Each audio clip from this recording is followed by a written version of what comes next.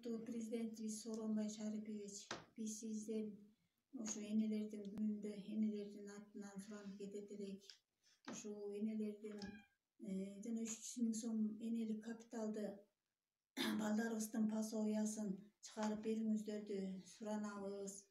Ошо айыл жергесинде жашагандыгыбызга байланыштуу бизде деген айылда акча тыйын жок, машинаң бар, таның бар деп пособия чыгарбай коюшат. Бирок биз машина менен таксовать эткидей жолубуз да жакшы эмес. Айыл жергесинде жашагандан кийин эч качан эч ким таксовать этпейт. Ошолорду карасаңыздар жакшы болот эле.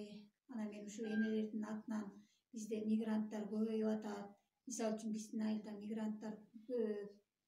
Бүт эле балдарын тыштап, ички мигрант, сырткы мигрант болуп шаарга кетишкен. Ошо балдарын чоң энесине, тайэнесине тыштап коюшуп кетишкен. Ошол балдарыбыздын ошентип акча табабыз деп кетпешине ушул 300 миң сом энелик капиталды колдоп берсеңиз, ошо биздин балдары менен энелер балдары менен чогуу болушат эле деп сизден суранабыз.